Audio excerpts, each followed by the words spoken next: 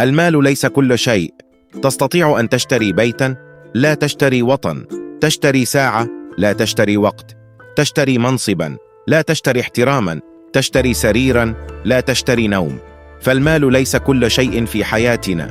يمكن أن يجلب الثروة والموارد المادية الرفاهية والراحة، لكن السعادة الحقيقية تأتي من العلاقات القوية والصحة الجيدة والتوازن في الحياة. لذا دعونا ندرك أنه من الأهمية بمكان أن نستثمر في العواطف والصحة النفسية والروحية لنعيش حياة متوازنة ومملوءة بالسعادة والراحة.